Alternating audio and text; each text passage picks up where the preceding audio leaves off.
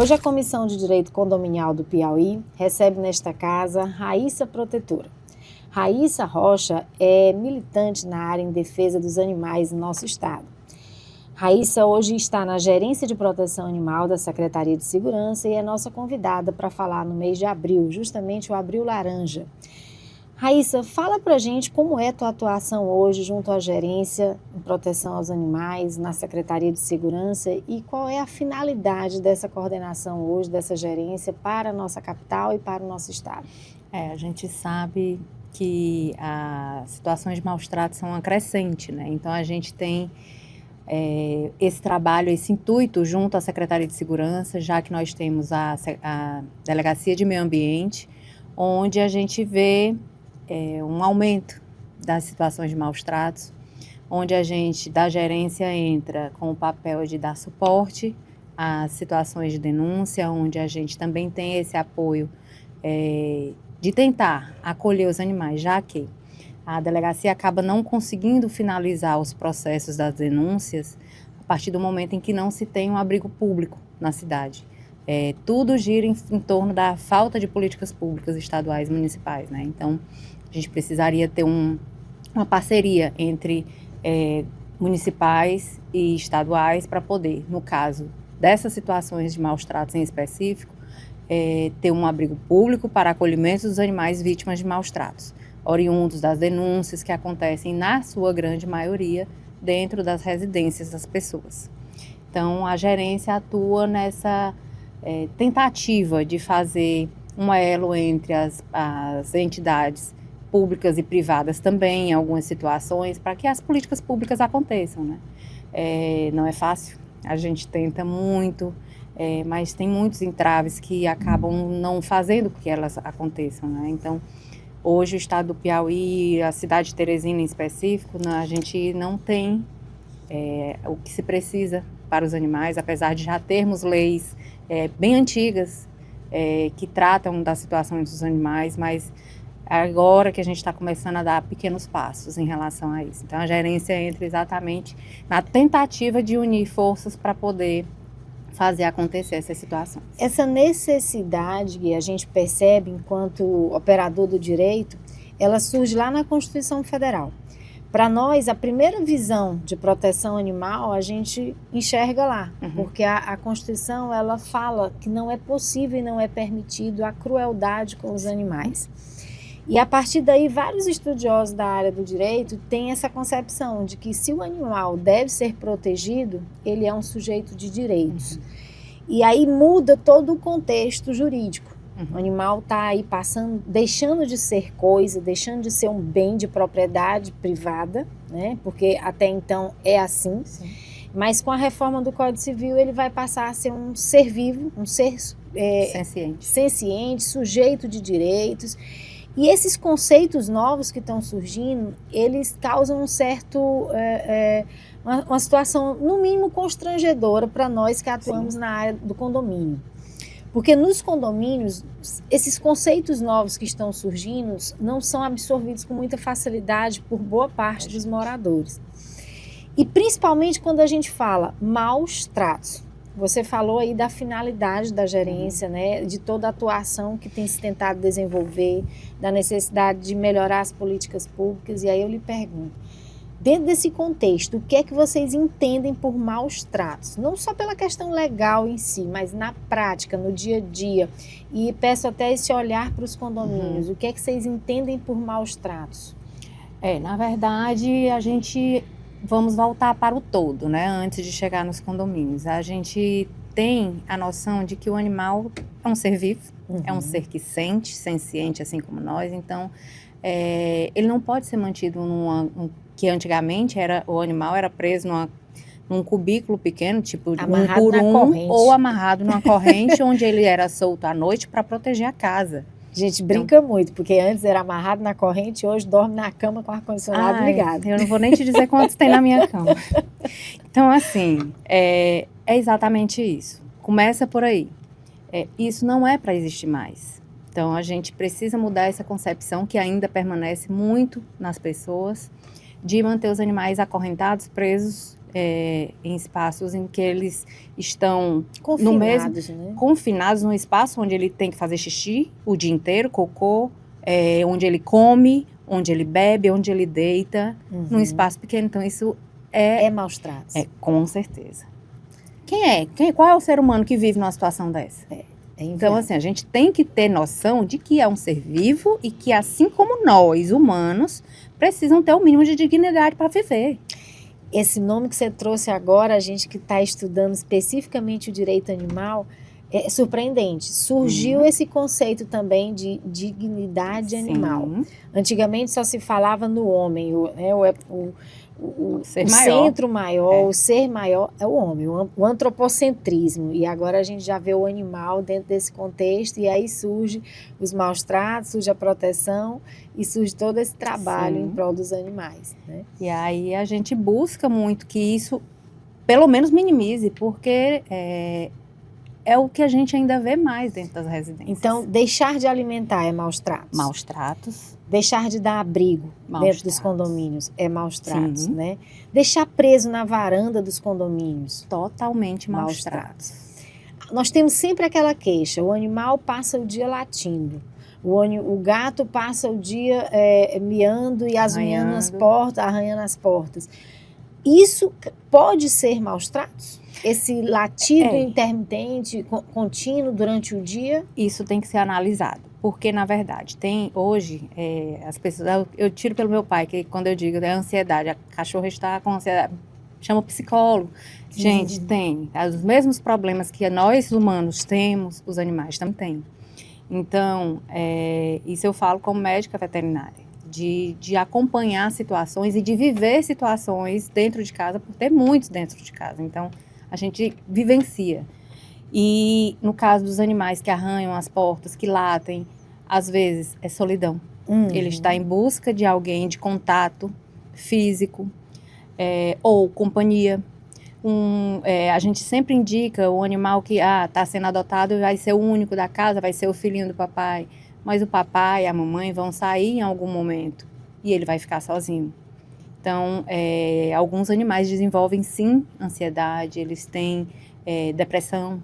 Então, pode acontecer de ser a situação de maus tratos, ele está há dias sem se alimentar, sem ter o contato com a pessoa, que a pessoa viajou, teve que fazer uma viagem rápida, não deixou a comida disponível, mas isso não é o suficiente.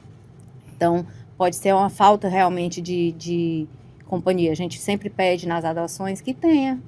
Vamos adotar 2, para ter a companhia. É até para o recrear dele, exatamente. Né? E nessa ideia de que ele tem que sair, que ele tem que ter um espaço adequado, que ele tem que ter os brinquedos adequados, né? Os itens necessários ali para ele descansar ou até para ele brincar, se fala muito no espaço ideal no condomínio para que ele possa realmente descer e recrear. E aí a gente percebe, condomínios em Teresina, nos últimos 20 anos, que foi nosso boom imobiliário, que esses condomínios não vieram projetados para o animal. Da pandemia para cá, o crescimento populacional dos pets nos condomínios é absurdo, né? Nós estamos aí falando de milhões de gatos e cachorros dentro dos apartamentos hoje na coletividade, junto com os seres humanos. E os condomínios não foram planejados para isso. As incorporadoras não pensaram nesse play dog, nesse espaço pet, para que esses animais desçam e brinquem. Pensa na brinquedoteca, pensa no cinema, na piscina, na churrasqueira, área gourmet, mas não pensa no espaço pet. E a gente percebe que os condomínios, quando bem assessorados, eles procuram os arquitetos, para que os arquitetos projetem espaços mínimos que sejam, para poder esses animais conviverem harmonicamente ali com os seres humanos. E aí a gente vem adaptando as estruturas dos condomínios a essa nova realidade pós-pandemia. Eu lhe pergunto, nesse cenário de adaptação, o que é recomendável para um espaço pet? Você como veterinária, doutora, o que você recomenda como mínimo necessário para que um condomínio tenha um espaço pet adequado para recreação ou até circulação desses animais? Na verdade, os animais eles se adaptam ao meio em que eles vivem, né? Então, mas é necessário que eles tenham a descida para o xixi e cocô. Eles vão fazer em casa em algum momento, tem que ter o cantinho deles. Mas, falando do todo, é necessário realmente que tenha um ambiente para o gatinho, um espaço onde ele possa subir, descer. para o cachorrinho um espaço em que eles possam subir e descer também. A gente tem móveis que eles sobem para correr. Tipo rampas, né? Rampas, exatamente. Então, é necessário que tenha brinquedo para... Cachorro gosta de destruir. Então, assim, você que tem seu sofá destruído, dê brinquedos, tem mordedores, é necessário não só para desenvolver dentes quando são filhotes, para fortalecer musculatura e tudo mais, mas principalmente para desestressar. Entendi. Então, é necessário realmente a descidinha para eles interagirem com o ambiente, pisar na grama, isso é bom, ou mesmo circular, ter onde correr. A questão do banho, uma vez um veterinário explicou a necessidade de ter uma pia adequada dentro desse espaço pet para que ele, ao chegar e ao sair, faça uma higienização mínima para depois subir nos elevadores, enfim. Tem alguma orientação específica ou não? Não, não tem. Mas assim, o cachorro, ele é mais limpo que a gente. Ele não gosta, gato principalmente. Então assim, ele não pisa no cocô. Se chegar a pisar é porque realmente aconteceu ali, mas ele não gosta. Um descuido, né? O cachorro não gosta. E aí, a não ser filhote. Filhote é porque é estabanado, é danadinho ali, não liga pra nada. Mas o adulto, ele desvia. Normalmente ele desvia. Então, a sujeira, nós, os condôminos, por exemplo, quando chegam, eu vejo que alguns deixam os sapatos fora de casa para não entrar. Então, é a mesma coisa. Seria ideal? Seria. Para não levar sujeira para dentro de casa. Mas pensando na proteção animal, o ideal seria uma área verde, uma área com subidas e descidas, escalada, para poder ele realmente desestressar. Não só a área verde, mas a areia. Areia. Ele possa cavar. Entendi. Sabe? Suja um pouco mais. Fica a dica aí para os síndicos já seguirem essa orientação aí da doutora na hora de fazer seu espaço pet. E aí eu lhe pergunto, doutora, diante de tanta legislação, a gente fez aí um levantamento, nós temos 4 leis estaduais que tratam da proteção animal, temos 3 leis municipais que tratam realmente dos animais, e isso tudo começou lá em 1997, a gente falava agora há pouco, quando houve a primeira sanção de lei aqui no Piauí, em Teresina, é uma lei municipal.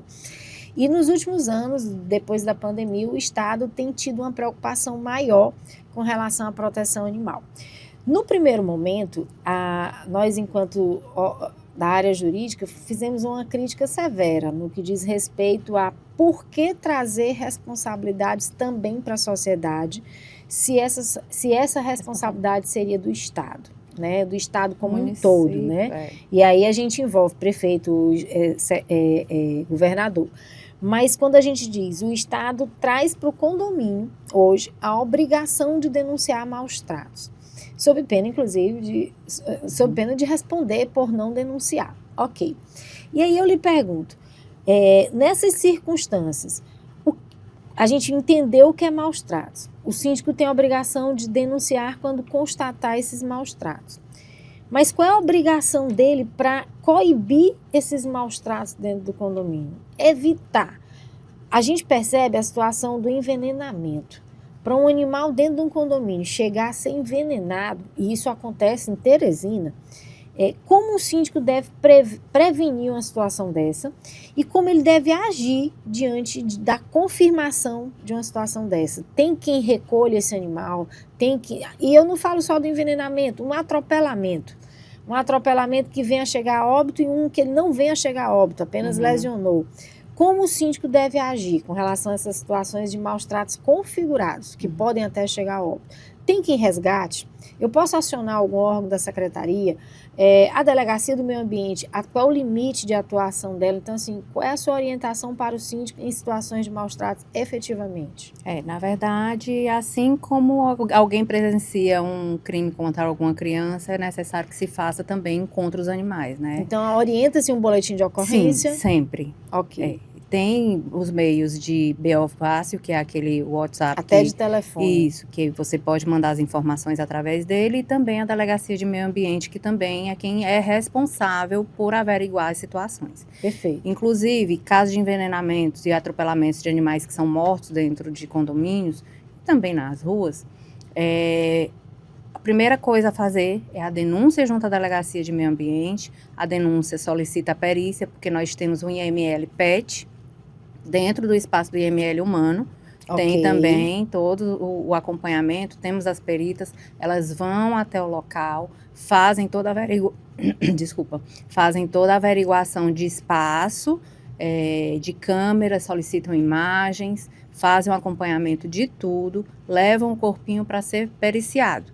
A partir daí vem o laudo e aí o processo todo acontece. Isso a nível de estado, Estado. não é prefeitura. Não. Isso é a delegacia especializada Sim. no meio ambiente, que tem toda a perícia própria, especializada para animais, no IML, que vai lá, resgata, não chega a ser resgate, um recolhimento. né? Recolhe o animal e a partir daí é feita essa verificação e talvez, quem sabe, através das imagens e dos fatos, constatar até a autoria, não é isso? E se realmente teve culpa, se foi sem querer, esse tipo de coisa. Porque quando a gente vê que existe uma má fé em relação, eu vou passar por cima, então aí já é um processo diferenciado. Isso, entendi.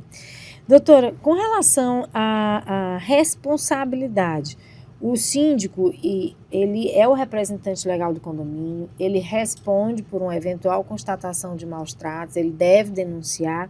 Diante desses contextos todos, ele enfrenta dificuldades no dia a dia em situações ainda mais simples, tá? O circular do animal dentro do condomínio, por exemplo. Se discute muito a necessidade da coleira e a necessidade da focinheira. Como é que a Secretaria e a Gerência de Proteção Animal vê essa situação? É obrigatório usar uma coleira dentro de um condomínio no animal, a guia? É obrigatório a focinheira? Porque nas leis que nós temos hoje publicadas no Piauí, nós não temos nada referente à focinheira. E é um item sempre questionado quando a gente discute animal nas assembleias. Como é que vocês enxergam esse uso da focinheira e da guia nos animais? Não tem leis que obriguem, mas é questão de senso. A gente precisa ter noção de que aquele animal não vai, de repente ele não reconhece o ambiente ou não reconhece um outro animal ou mesmo uma pessoa e ele vai para morder. A gente não sabe quando isso possa acontecer, se vai acontecer. Então é prudente que a pessoa mantenha seu animal na guia. Animais de grande porte, como pitbulls, rottweilers, que são cachorros grandes, que podem vir a atacar um pequeno, por exemplo. Porque os animais são assim, eu que tenho um abrigo, tem animais que convivem há 2 anos. Eu tô com uma situação agora que aconteceu essa semana, inclusive ontem as médicas estavam atendendo, porque ela teve que fazer uma drenagem na cabeça de um abscesso que criou, de uma mordida de cachorros que conviviam juntos, 4 cachorros no mesmo espaço, mas já estavam juntos há 2 anos, então atacaram a idosa.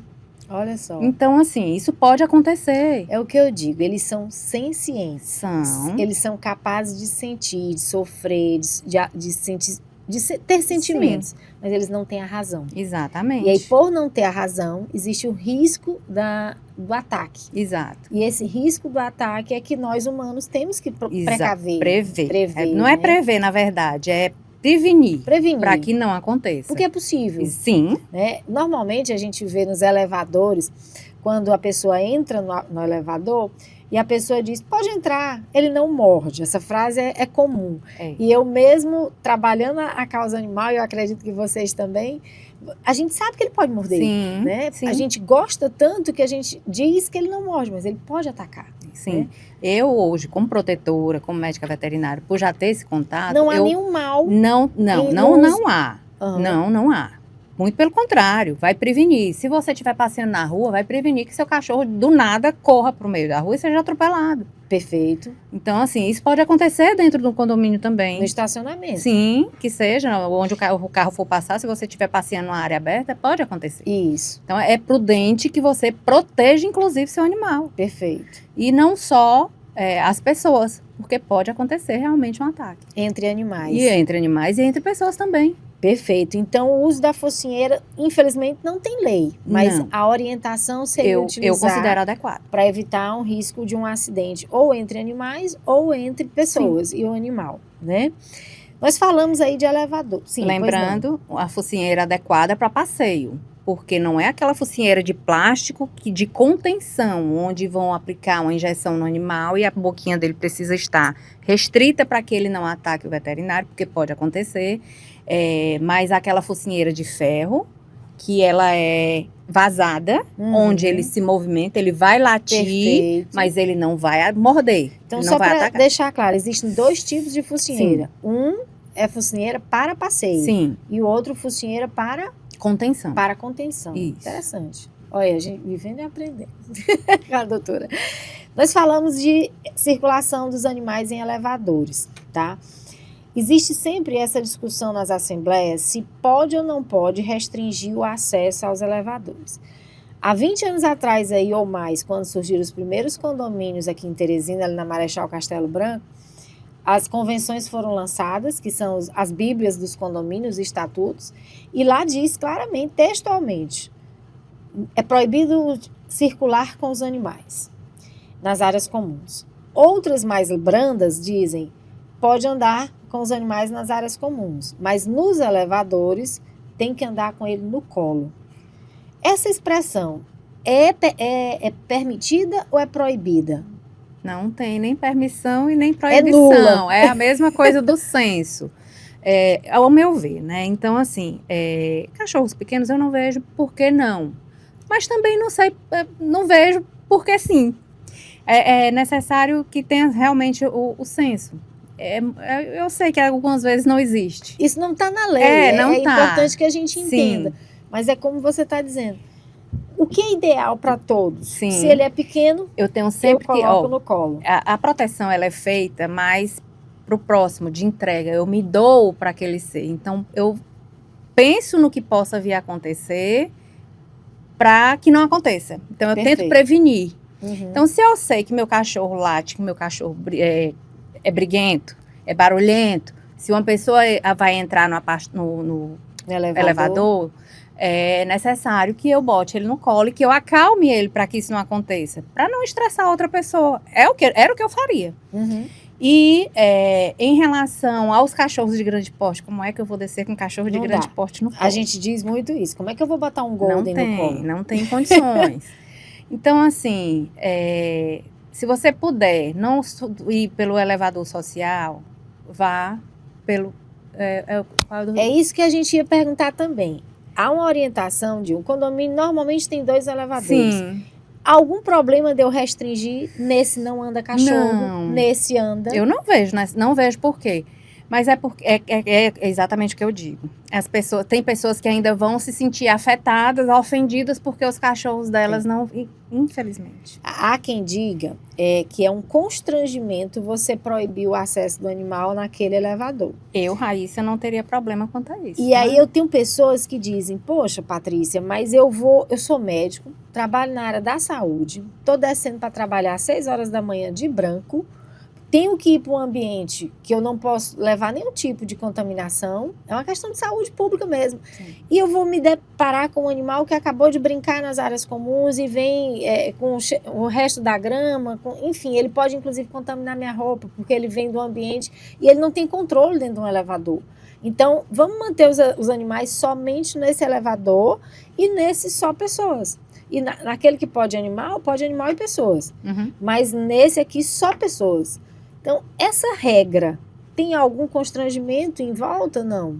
Eu sei que pessoas vão ter.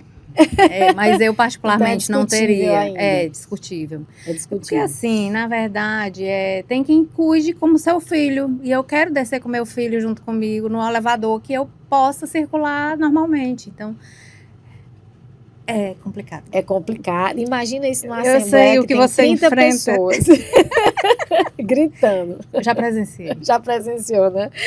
Então, falando um pouquinho dessas leis todas, diante desse contexto, esse vai e vem, essa discussão sobre os animais nos condomínios, eu lhe pergunto, doutora, nós temos aqui, numa das leis municipais, o Disque Denúncia, né? Uhum. Existe a possibilidade, numa situação emergencial, numa situação crítica, o síndico acionar imediatamente? Eu pergunto isso porque, a nível de violência doméstica, a gente já tem esse acesso direto.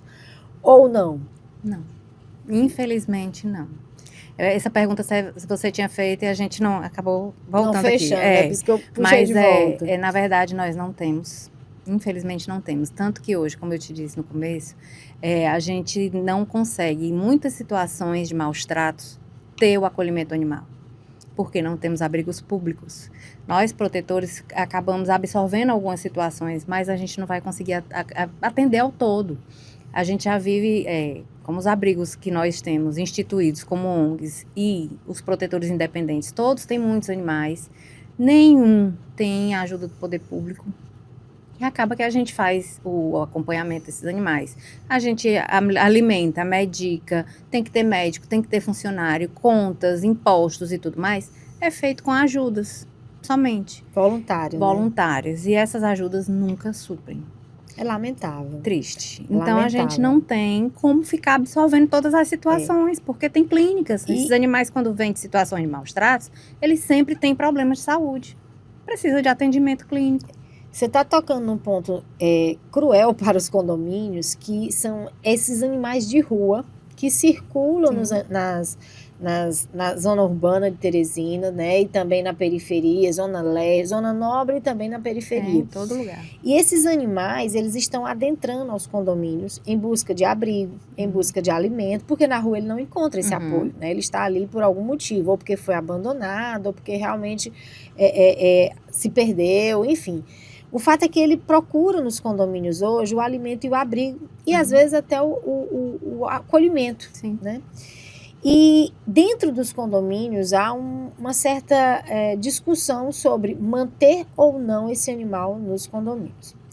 Eu lhe pergunto, o que é um animal comunitário, para que fique muito claro para as pessoas que estão acompanhando o nosso podcast entenderem a diferença de um animal de rua, um animal comunitário e um animal doméstico, né, que a gente também chama de animal de estimação.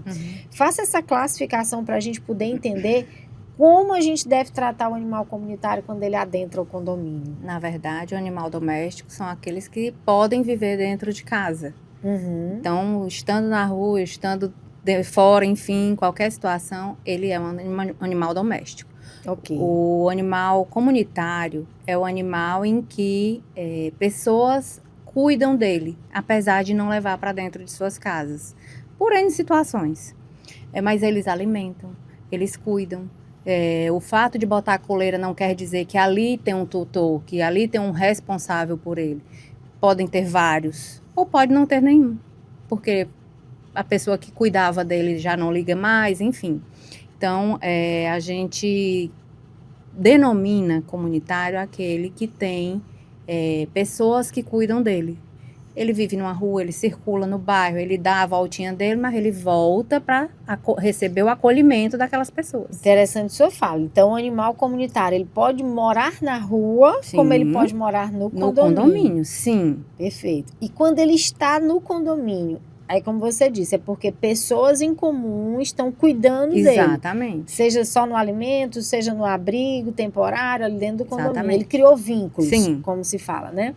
E aí eu lhe pergunto, no condomínio, no momento que eu me deparo com um animal comunitário, como deve ser a conduta do condomínio? Qual a orientação? É realmente manter aquele animal ali, comunitariamente, e trabalhar de forma mínima, precária, porque é precário você alimentar um animal num estacionamento, próximo a uma piscina, próximo a uma churrasqueira, porque existem N riscos ali. Ou existe, assim, uma orientação para que se crie um protocolo de remoção desse animal de dentro desse condomínio? A remoção que acaba aí a gente virando... pode falar numa adoção. Né? A remoção tem que ser conversada, né? Porque a remoção... Remoção conversada. Porque a remoção em si, ela pode configurar maus tratos a partir do momento em que você simplesmente tira o animal do local em que ele adentrou exatamente, que criou vínculos. Então, é necessário que tenha... O animal entrou, comeu, saiu, beleza. Mas se o animal volta, ou se ele permanece naquele local, acaba virando, principalmente gatos, que são animais territorialistas. Então, ele passa a entender que aquele local é o que ele vai ter o acolhimento. E ali é o local dele. Então, as pessoas podem não querer, chama zoonoses. Zoonose não faz recolhimento de animais saudáveis, somente os que estão com problemas de zoonose ou com problemas de saúde que não tem mais retorno, com laudos médicos em que precisam ser eutanasiados. Perfeito. Somente. Animais que vão para zoonose são animais que vão ser eutanasiados.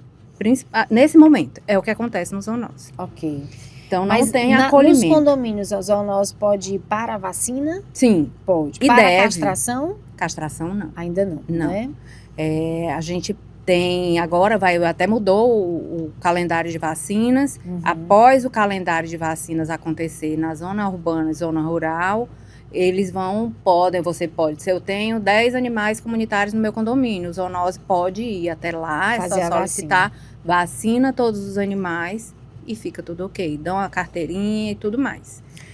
Eu queria saber, doutora Raíssa, dentro do nosso estado, já existe um levantamento desses animais de rua em quantitativo ou da população dos pets em Teresina? Foi feito em 2018, 2019, através do zoonose. Então, que hoje eles têm uma estimativa de quantidade de animais através da vacinação. Sim. E aí, então, essa semana, segunda-feira, a gente teve uma reunião com o prefeito e estava lá uma pessoa do FMS, que é a Fundação Municipal de Saúde, que é responsável pelo zoonose. Vão fazer essa vacinação agora, vão ter uma noção, mas esses animais que são vacinados são animais que têm tutores, que têm responsáveis. Os da rua não tem. Esse controle a gente não tem. Exatamente. Então, o prefeito solicitou que isso fosse feito. Não sei quando vai ser. Mas se percebe uma crescente? Enorme. Enorme, muito, né? grande, diga-se de Talvez passagem. por isso os condomínios estão reclamando tanto. E é exatamente o fato de não acontecerem ainda as políticas públicas. Então, o que é que a gente precisa como política pública principal? Castração. Então, se você tem animais dentro do condomínio e tiver pessoas que possam dar suporte de alguma forma, castrem. Castrem, que é para não proliferar, principalmente as fêmeas, porque são elas que vão procriar. Então, a gente sempre prioriza a castração de animais fêmeas, cadelas ou gatas, para exatamente não haver uma proliferação maior.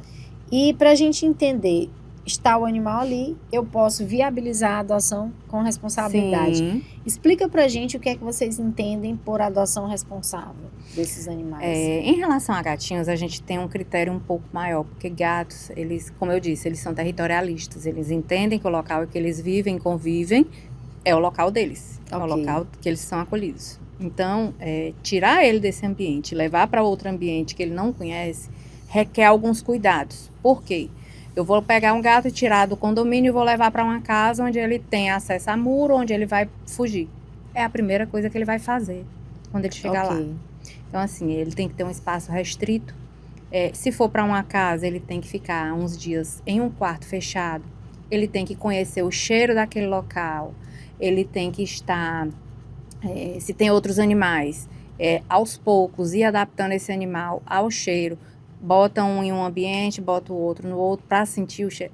É bem mais complexo. É uma orientação, inclusive, muito técnica, né, doutora? Sim, na área da veterinária mesmo. Para gatos é bem mais restrito. Por quê? Então, por isso que a gente, quando vai botar um animal, principalmente adultos, gatinhos filhotes são mais fáceis de adaptar.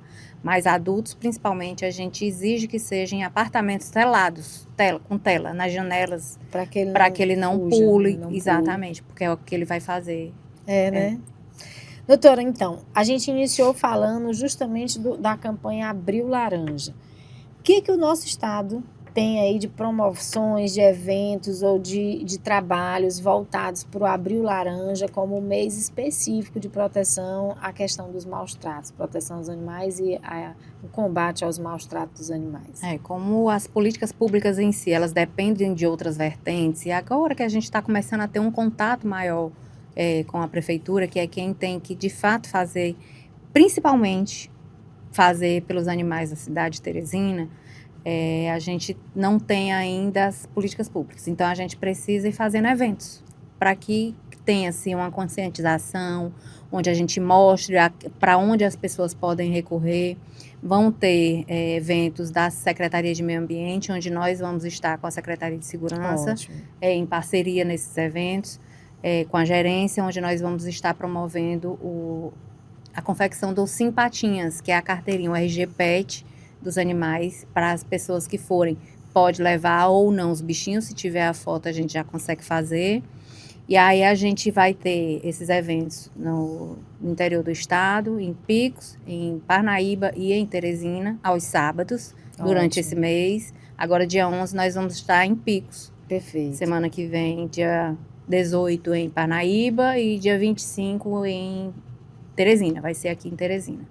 Então, a gente faz nesses eventos uma também explanação a respeito das situações de maus tratos, de que é permitido alimentar animais em vias públicas, em ambientes públicos e privados também, desde que não tenha relação com a cozinha, onde é feito manipulada de alimentos, e nem a parte hospitalar. Aí não pode. Então, realmente tem que ser afastado desses locais.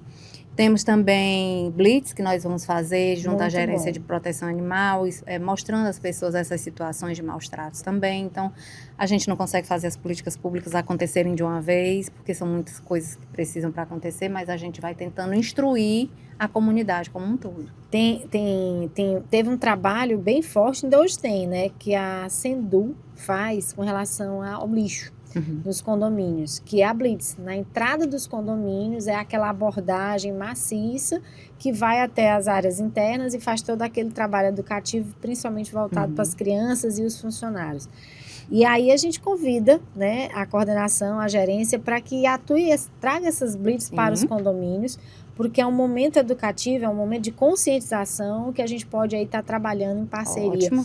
A Comissão de Direito Condominial tem esse interesse de levar essa discussão cada vez mais aos condomínios, justamente para que a gente tenha nos moradores essa consciência. Porque há uma polarização muito forte nos condomínios, dos que amam e dos que odeiam, e isso chega até as vias de fato. Né? As brigas em assembleia, as discussões são muito acaloradas, né? Porque uns entendem, participam ativamente e até financiam a causa, mas outros não. Outros não entendem, não participam, atrapalham e prejudicam. E o que é pior, não respeitam, que era o mínimo. Não protegem, não respeitam e em alguns casos causam maus tratos. E aí por isso que eu acho muito válido a questão da denúncia, mas que no princípio se criticou. Por que o Estado está transferindo responsabilidade? Porque não tem políticas públicas. Mas se o Estado, isso eu falo do Estado-nação, se o Estado trabalhar as políticas públicas, o privado vem para contribuir, mas não para ser o corresponsável, né? Eu agradeço imensamente essa aula sobre direito animal que nós estamos tendo aqui com a nossa médica veterinária. Olha só, a integração realmente entre os conteúdos. E contribuir para o nosso direito condominial, trazer informação para o síndico, trazer a conscientização para o morador rebelde. Acontece. E eu queria que você deixasse essa mensagem do Abril Laranja para os condomínios, para aqueles que moram em condomínio, como trabalhar essa causa do combate ao crime de maus tratos. Na verdade, a gente precisa que as pessoas entendam primeiramente que ali tem vida. O mesmo Deus que criou, para quem acredita, criou a gente e criou os animais também. Então, a gente precisa muito ter essa noção de que os animais são seres sencientes, são seres que, assim como nós, têm fome, têm medo, querem se abrigar de alguma forma, de uma chuva, por exemplo, do calor. E eles só buscam isso. Eles não estão lá para afetar ninguém, apesar de as pessoas se afetarem com a presença deles. Verdade. Eles não estão lá para buscar agredir, eles só querem se proteger de alguma forma. Então, muitas vezes tem fome.